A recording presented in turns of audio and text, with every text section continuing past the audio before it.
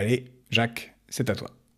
Le gouvernement, par la bouche du ministre de l'Économie et des Finances, M. Bruno Le Maire, se glorifie de la croissance française. Qu'en est-il ? Alors, oui, la France a connu une croissance après la crise de la Covid et, je dirais, jusqu'à la fin de l'année dernière.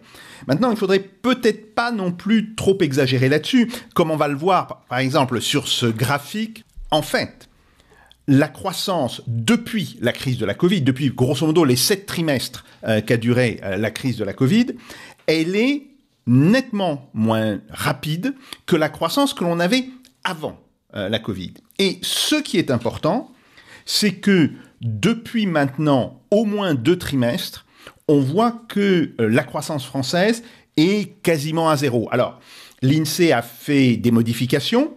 C'est tout à fait normal, hein, c'est dans la logique des choses parce que les premiers chiffres sont toujours des estimations. Bon, il y a quelques modifications, mais ce sont des modifications qui sont en réalité à la marge. On joue sur 0,1%, 0,2%.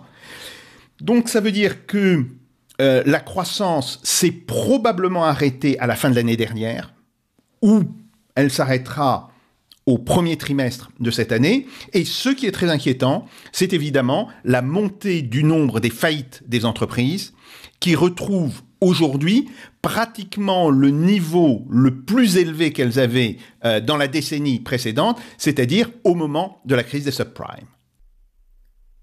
Ce même gouvernement, tant au travers des propos du ministre de l'Économie et des Finances que du président, se glorifie aussi d'avoir fait baisser le chômage.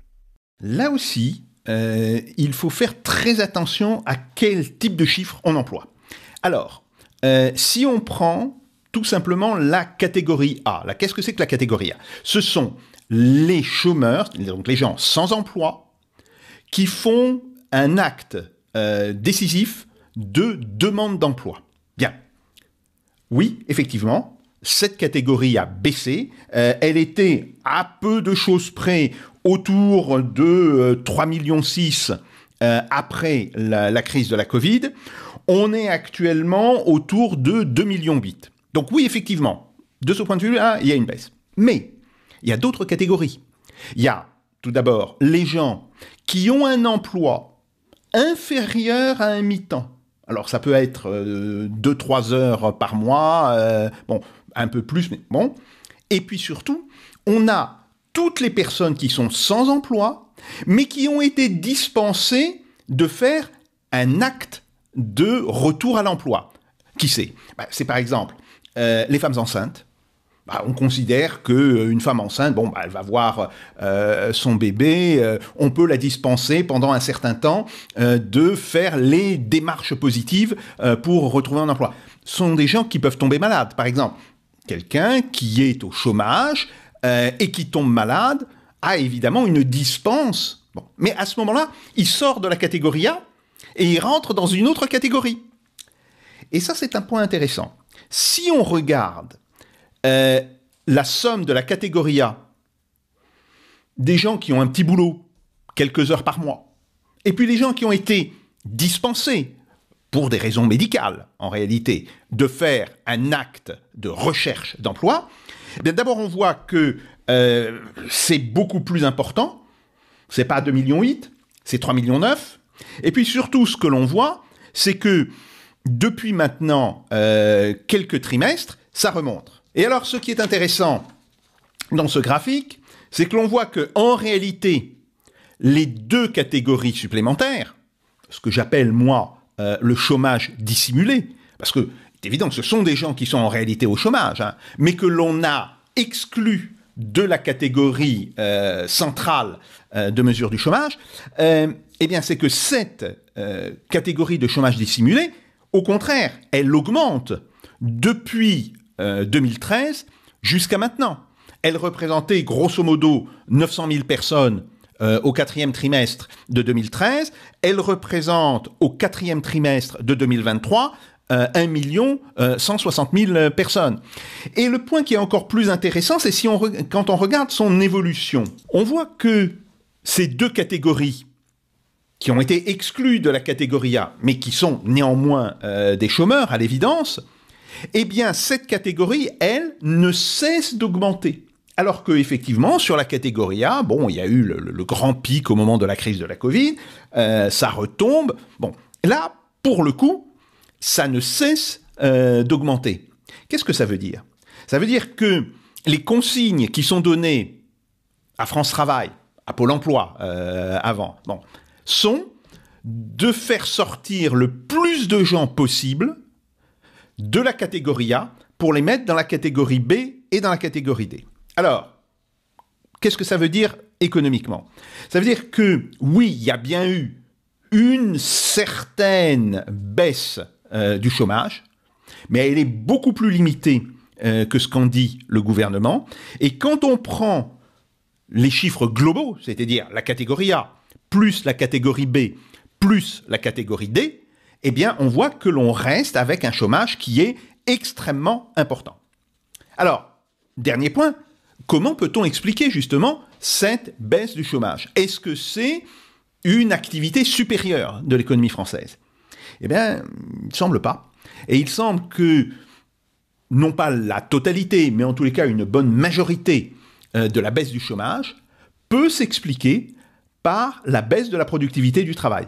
Et oui, quand la productivité du travail baisse, pour un niveau de production constant, il faut embaucher plus de monde ou faire travailler le même monde plus longtemps. On peut jouer sur les deux, mais comme en France, avec la loi des 35 heures, la question de la durée du travail est quand même bien encadrée, ben on va plutôt embaucher des gens, et c'est ce qui explique ce que constate d'ailleurs un certain nombre d'entreprises, la difficulté à recruter de nouvelles personnes, parce que, brutalement, l'économie française s'est retrouvée avec un niveau de productivité qui est quand même assez faible. La baisse de la productivité du travail est-elle donc un problème sérieux? Oh oui, c'est un problème très sérieux parce que ça a un impact sur l'inflation. Chaque fois que la productivité du travail baisse, les prix montent. Alors, il y a d'autres raisons qui peuvent faire monter les prix. Je ne dis pas que la totalité de l'inflation que nous avons connue depuis maintenant plus de 2 ans est liée à la baisse de la productivité du travail. Mais inversement, si on avait eu une forte augmentation de la productivité du travail, il est clair que l'inflation aurait été bien moins forte. Donc ça, c'est un premier point. Le deuxième point, c'est que la productivité du travail, eh bien, son accroissement, et c'est vrai qu'elle s'accroissait depuis très longtemps, hein. On peut dire que pratiquement depuis la fin des années 40 et le début des années 50, la productivité du travail avait toujours augmenté en France. Elle avait augmenté de manière extrêmement forte dans les années 50 et dans les années 60. Elle augmentait à l'époque de l'ordre de 4,5, entre 4 et 4,5% par an. Elle a augmenté de manière moins forte dans les années 90, 2000 et jusqu'à 2010. Bon, là, elle augmentait plutôt autour de 2%. L'augmentation avait encore baissé, mais c'était toujours une augmentation dans les années de 2010 à 2020. Là, on comptait plutôt sur un accroissement de l'ordre de 1,5%. Mais bref, on était constamment en hausse de la productivité du travail. Et il y a toute une série de calculs, en particulier le calcul qui est fait sur le retour à l'équilibre de la caisse d'assurance chômage, qui était basé là-dessus. Même chose pour les retraites. L'une des explications pourquoi est-ce qu'on disait, bon, c'est vrai, la caisse des retraites est en déficit, mais elle devrait retrouver une situation équilibrée d'ici quelques années, parce qu'on comptait sur cet accroissement de la productivité, et on y comptait pour une raison très simple, c'est que on avait connu un accroissement de productivité continu depuis, je vous dis, la fin des années 40. Alors là, qu'est-ce qui se passe ? Et c'est là où le point est inquiétant. C'est que, bien sûr, au moment de la crise de la Covid, la productivité, je dirais, par tête, par emploi salarié baisse, la productivité horaire monte parce que les gens qui travaillent, d'une certaine manière, ce sont les plus productifs. Bon, puis elle retombe après, mais surtout, on voit que depuis 2021-2022, on est de manière stable à une productivité qui est de 5% inférieure à celle que l'on avait à la fin de 2019. Et 5%, ce n'est pas négligeable. Et surtout, on aurait pu penser que après cette baisse, la productivité allait repartir. Eh bien non, elle reste complètement stable. Alors là, il est intéressant de regarder dans quel secteur on trouve cette baisse de la productivité. Et ce qui est intéressant, c'est qu'on voit que c'est essentiellement dans l'industrie que la productivité a baissé. Alors pourquoi je dis que c'est intéressant, et c'est même assez inquiétant en réalité, c'est que traditionnellement, c'était dans l'industrie que l'on avait les gains de productivité les plus forts. L'industrie tirait la productivité globale en France en sachant que dans les services, les gains de productivité étaient beaucoup plus faibles. Traditionnellement, les gains de productivité dans les services, ils se situaient entre 0,5 et 1% par an. Bon. Alors que dans l'industrie, on était plutôt sur des régimes à 2%, 2,5% récemment, et parfois bien plus, comme dans les années 50 et dans les années 60. Bon. Donc ça, c'est un point qui est quand même inquiétant. C'est intéressant pour le scientifique, mais c'est, je dirais pour le politique, c'est inquiétant. Et c'est encore plus inquiétant quand on regarde quelles sont les branches qui sont particulièrement touchées. Le matériel de transport. Une chute de la productivité de quasiment 20%. C'est énorme. Là, c'est vraiment quelque chose de tout à fait spectaculaire comme chute de la productivité. Mais même dans d'autres activités, le transport et l'entreposage, grosso modo toutes les activités logistiques, moins 10%. La construction, moins 13,5%. Donc on voit qu'il y a un problème majeur avec la productivité du travail en France. Alors, quelles en sont les causes ? Bon, c'est très difficile à dire parce que le phénomène, je rappelle, il est quand même relativement nouveau. C'est un phénomène que l'on constate en réalité depuis 2021 ou je dirais depuis juin 2021. Bien. Première réflexion qu'on peut se faire, c'est il y a une forme, je dirais, larvée de refus des conditions de travail. C'est-à-dire que avant, les gens acceptaient un certain type de conditions de travail, et puis, brutalement, et là, effectivement, la crise de la Covid a pu jouer un rôle important, ils se sont rendus compte que ces conditions de travail n'étaient pas acceptables. Si vous voulez, on a renvoyé des millions de gens chez eux, on leur a dit ne sortez pas, restez chez vous. Bon, ils ont commencé à réfléchir, mais quand je vois comment je vis maintenant, et quand je vois comment on me force à vivre et à travailler quand je suis au travail, il y a quelque chose qui ne va pas. Donc ça, c'est à l'évidence une première explication. Et une deuxième explication, c'est à quoi sert mon travail ? Et il y a quand même, et alors ça c'est plutôt, je dirais, la partie jeune de la population active. Ce sont les jeunes actifs qui sont très sensibles à ça et qui se disent mon travail n'a pas de sens. Bon, vous connaissez l'expression les bullshit jobs avant, mais là c'est beaucoup plus que quelques personnes qui constatent ça, qui se disent mais c'est plus du tout possible. Donc il y a fondamentalement, je pense, les prémices d'une crise de l'organisation capitaliste du travail qui se manifeste. Et alors on peut dire que c'est comme dans les guerres. Dans les guerres, très souvent, les soldats, ils ne manifestent pas qu'ils veulent la paix. Ils ont une manière bien plus simple de manifester. Ils désertent. Ils désertent. Ou ils ne rentrent pas de permission, ce qui est une désertion, en fait, en temps de guerre. Par exemple, à partir de l'automne 1918, il y a 1,5 million de soldats allemands dont l'armée allemande ne sait plus où ils sont. Qui sont entre chez eux, des dépôts, etc., et qui ne veulent pas revenir au front. On dit, les soldats ont voté avec leurs pieds. Eh bien là, ce qui semble se passer au niveau de la productivité du travail, c'est que une grande partie des actifs ont voté avec leurs pieds contre la forme capitaliste de l'organisation du travail. Alors, un dernier point maintenant sur les conséquences que cela peut avoir. Évidemment, quand on a une telle chute de la productivité du travail, eh bien, ça fait monter le coût du travail. Puisque ce qui est produit en échange d'une durée de travail baisse. Donc, inversement, le coût du travail augmente. Et là, on voit des choses qui sont quand même très inquiétantes. Ce que l'on voit là, c'est que, il y a évidemment une très forte hausse au moment de la crise de la Covid. Bon, ça c'est compréhensible. Et en plus, les caractéristiques même de cette crise avec les confinements, les divers confinements que l'on a subis, bon, ça explique tout à fait. Ça repart après, enfin, plutôt le coût du travail retombe après. Là aussi, c'est tout à fait normal. Quand les gens reviennent massivement travailler, il est normal que le coût du travail baisse.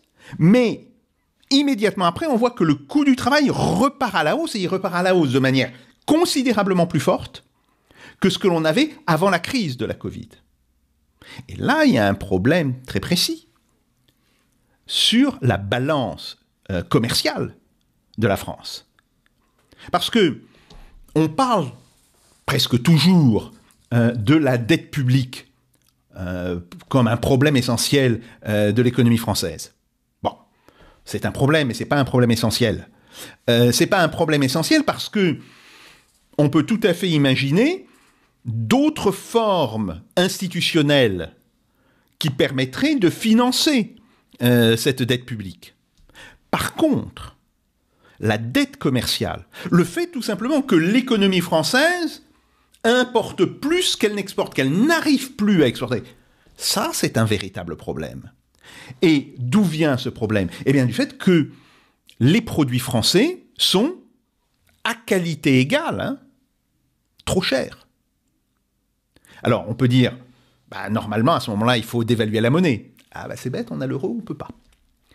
Bon, ça serait la réponse la plus simple.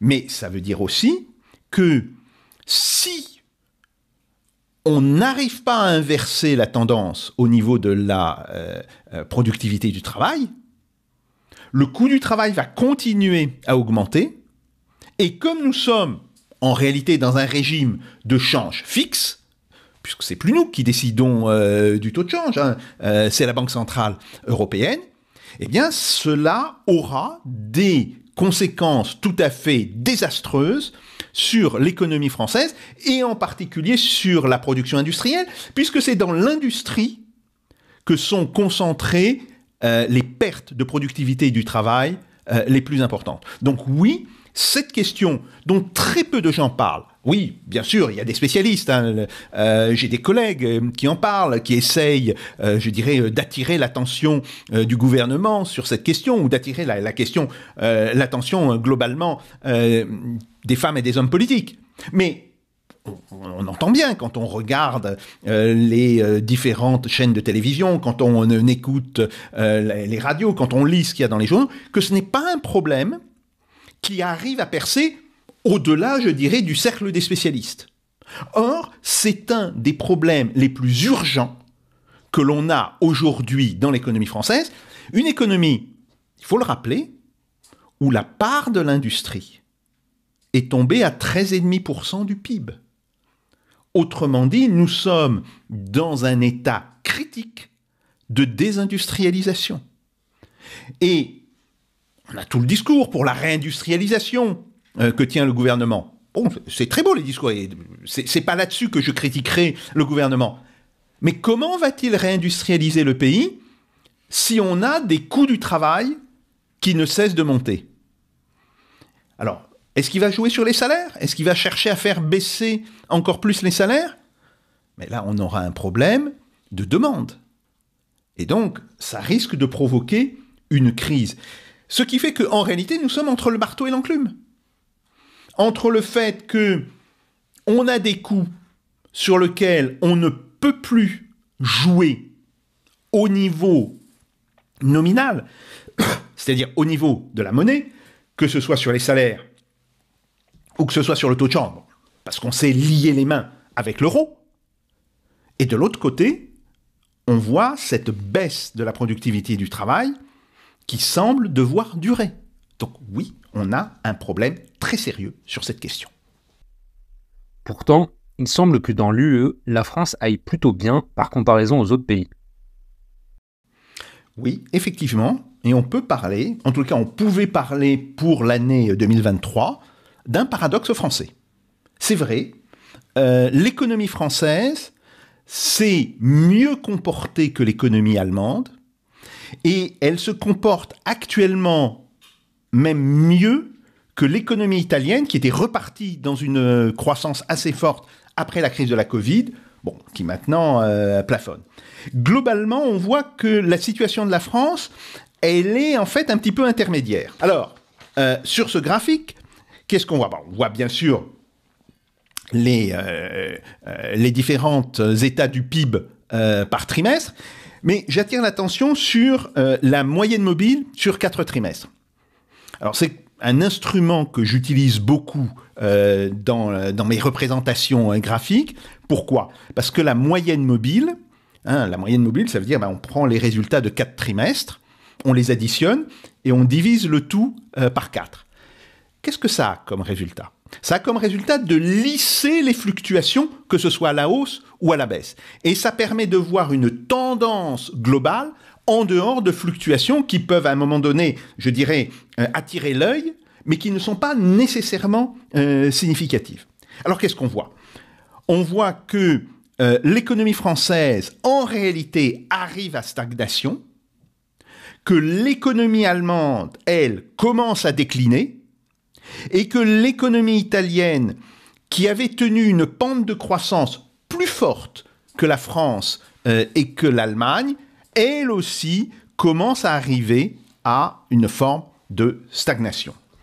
Alors, c'est un point extrêmement important, et qu'est-ce que ça veut dire? Ça veut dire que en France, on a une dynamique qui est différente de la dynamique allemande et qui se situe en fait entre le cas de l'Allemagne et le cas de l'Italie.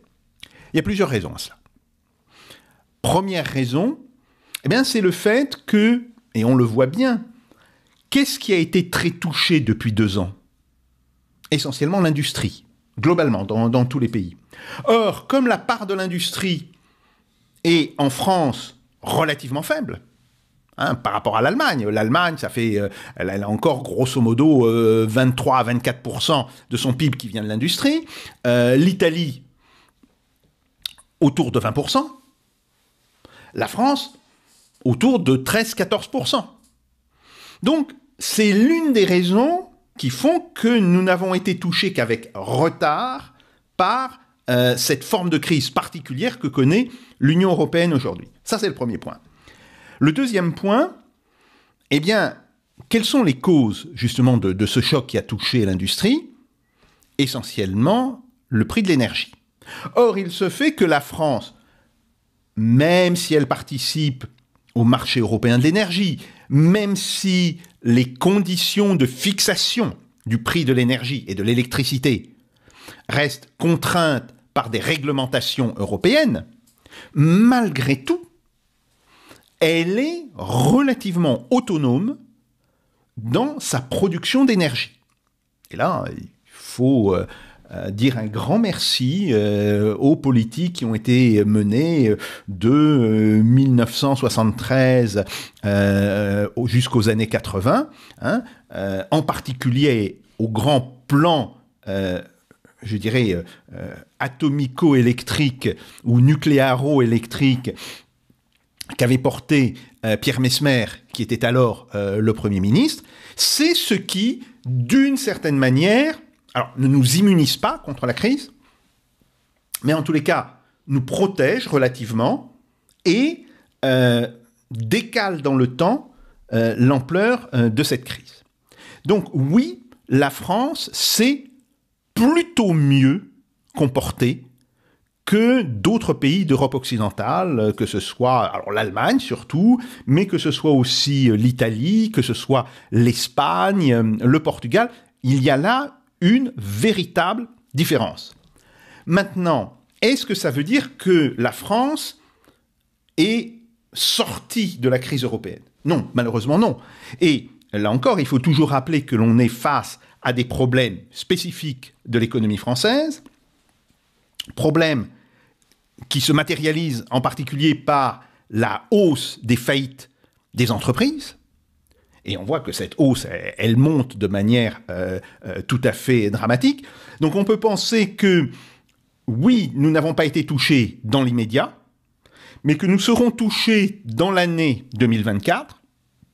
D'ailleurs, le gouvernement lui-même, qui avait tablé au niveau de la loi de finances sur une croissance de 1,4% pour 2024, vient de rabattre cette croissance à 1%, ce qui n'est pas rien, hein.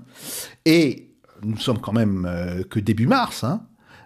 On peut penser qu'il y aura une nouvelle réduction du taux de croissance et que la croissance réelle pourrait se retrouver à 0,6, 0,5. Bon, donc ce qui veut dire qu'en réalité, nous allons être rattrapés par cette crise globale que connaît l'Union européenne. Mais effectivement, on doit insister sur, je dirais, le caractère assez spécifique de l'économie française. Alors, l'une aussi des causes importantes, ça a été l'ensemble des aides publiques aux consommateurs, bien sûr, alors ce qui maintient la demande, mais aides publiques aussi aux entreprises. Et il y a un point extrêmement intéressant, alors je suis désolé de parler un petit peu de technique, mais qu'a repéré un de mes collègues de l'Office français des conjonctures économiques, hein, l'OFCE, c'est Éric Heyer, et qui montre que les bons résultats en termes d'emploi, j'ai montré tout à l'heure à quel point ce bon était relatif, mais c'est vrai, on a des résultats qui étaient plutôt meilleurs que ceux qu'avaient connus les autres pays européens, que ces bons résultats étaient entièrement liés aux aides publiques. Et ça pose aussi une autre question.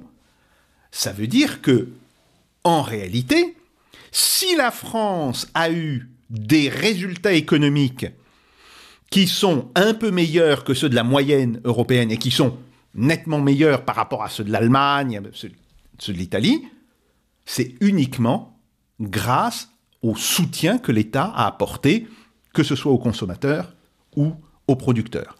Or, le problème, c'est qu'on voit très bien que ce soutien, l'État ne pourra pas le maintenir de manière continue.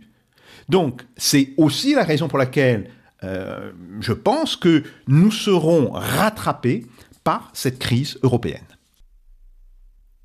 Quels sont donc les problèmes de l'Union européenne ? Alors, premier problème, l'Union européenne n'est plus une zone de croissance importante. Il est quand même extrêmement important, parce que si on regarde les résultats de 2022, les estimations qui sont faites sur 2023, hein, je rappelle que les chiffres de 2023 ne sont pas encore des chiffres définitifs, ce sont uniquement des estimations. Et les prévisions sur 2024 et 2025, qu'est-ce qu'on constate ?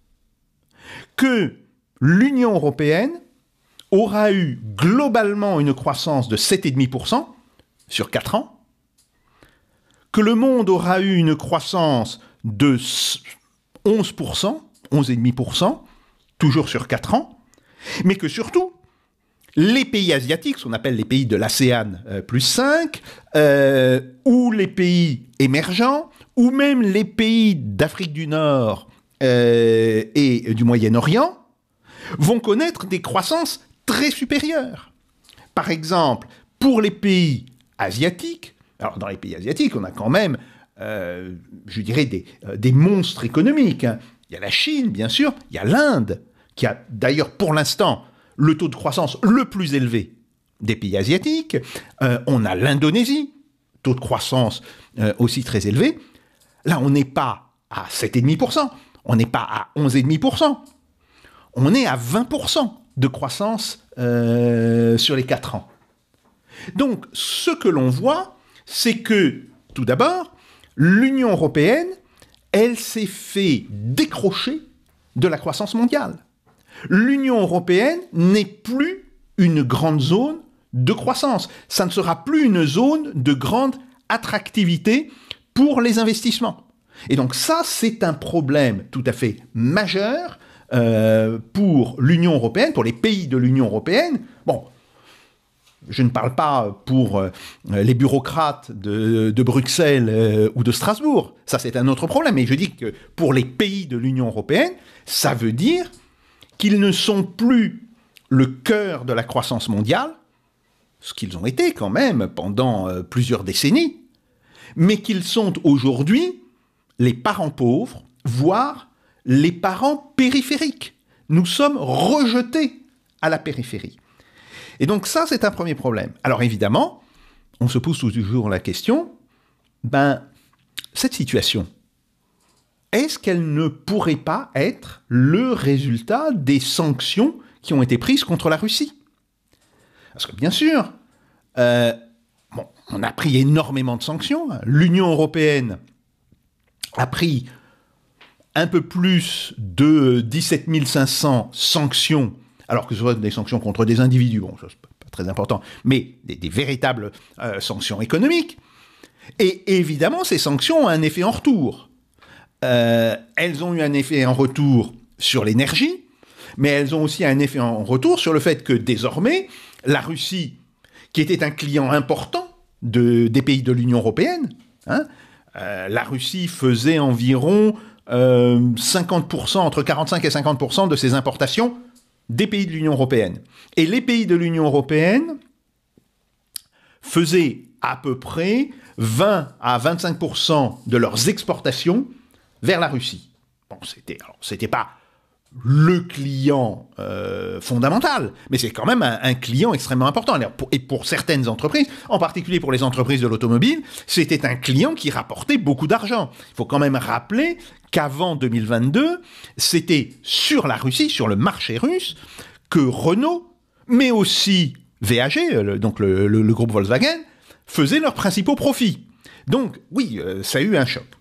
Alors là, j'ai fait un calcul, et ce calcul, je vais le montrer à l'écran, en comparant les croissances potentielles telles qu'elles avaient été, je dirais, prévues en 2021, donc avant la nouvelle vague de sanctions, avant la guerre, et les croissances telles qu'on arrive maintenant à les calculer en janvier ou février 2024. Alors, en ce qui concerne la Russie, le Fonds monétaire international prévoyait, fin 2021, une croissance d'environ 7,4% sur 2022, 2023, 2024.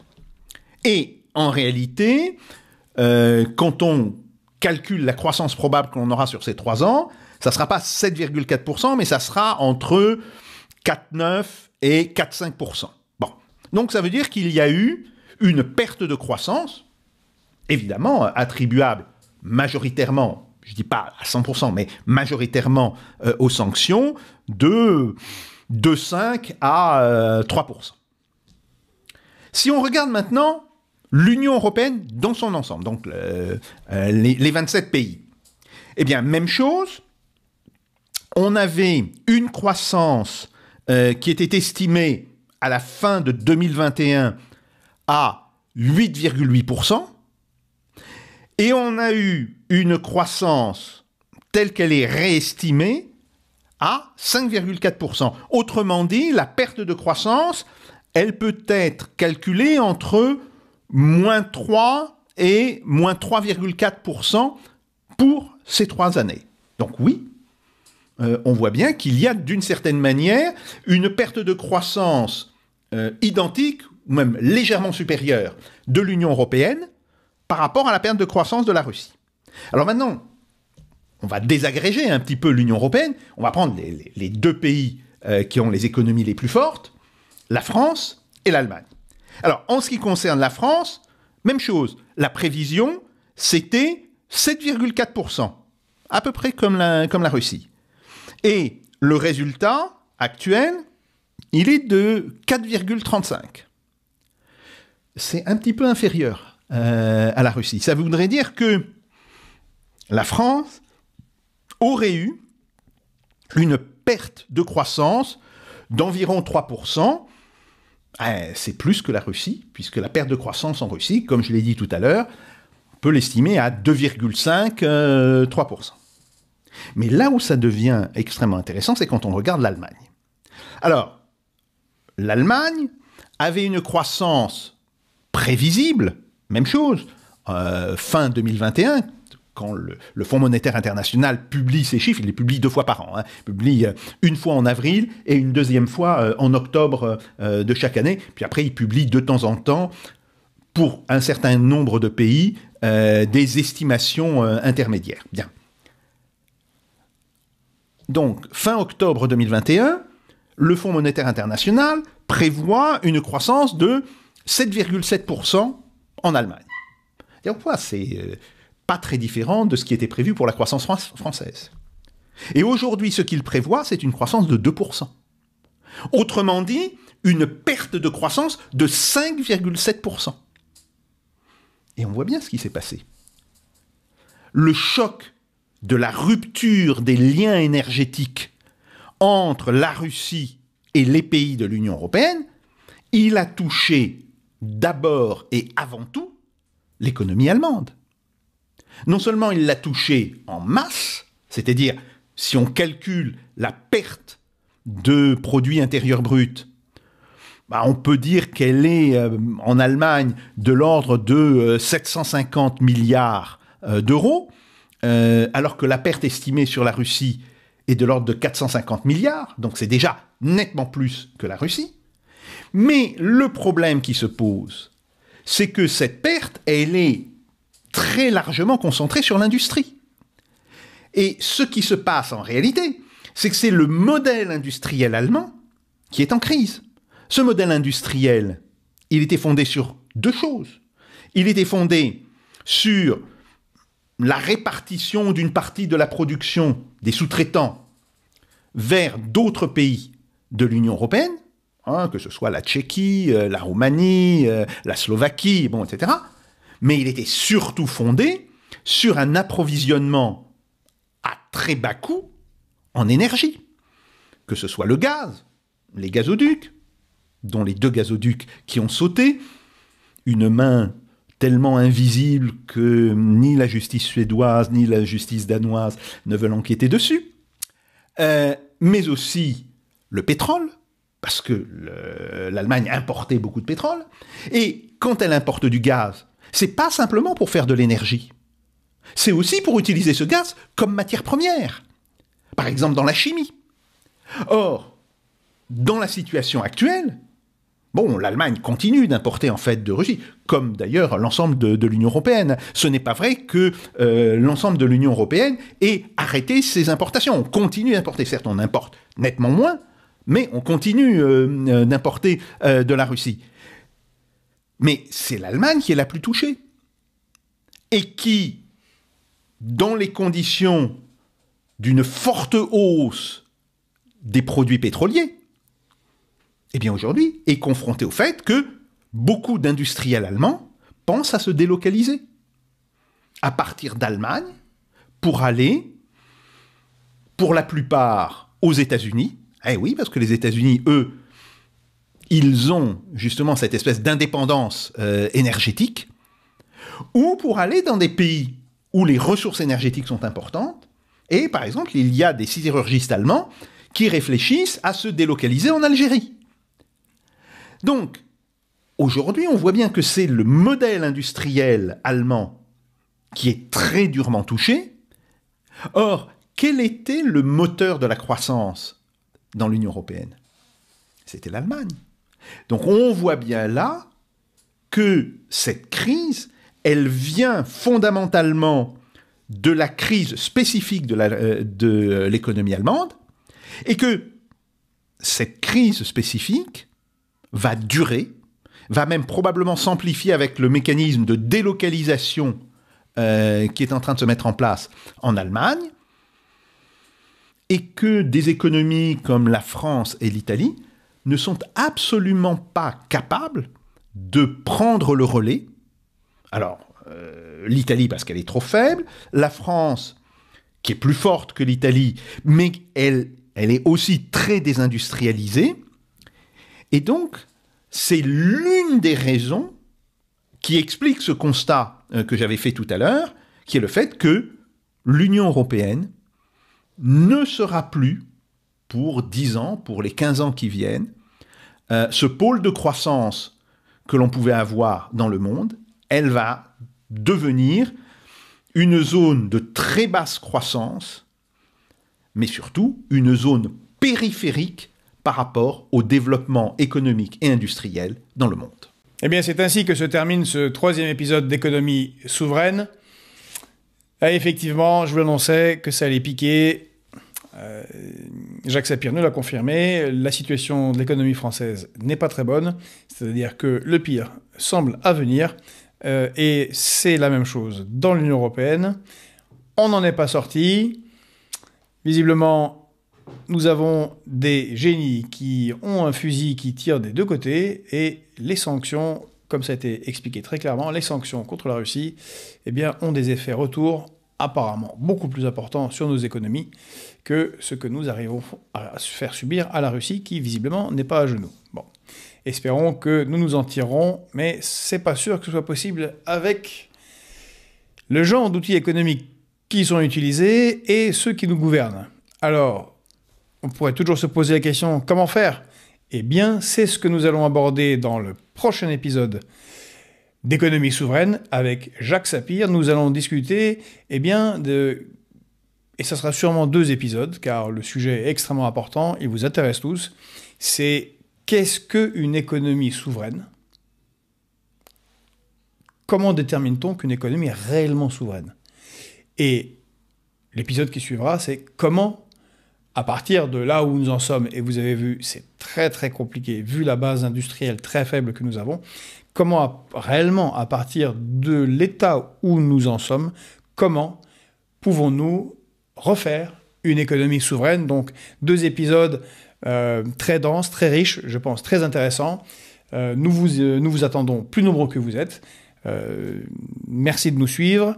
Vous êtes très très nombreux à suivre les émissions d'économie souveraine de Jacques Sapir. Donc c'est que vous aimez bien. Si vous aimez bien, eh bien n'oubliez pas de liker, même si vous l'avez déjà fait, de commenter, de partager cette vidéo. C'est très important pour le référencement. Et pour ceux qui en ont la possibilité, vous avez le lien qui vous permet de nous faire un don de 5 € qui va nous permettre, je vous l'ai déjà dit au début, pour ceux qui ne s'en souviennent pas, de nous acheter une 2e caméra qui va nous permettre de faire eh bien, les reportages que nous vous avons promis. Allez, à bientôt, bonne journée à tous.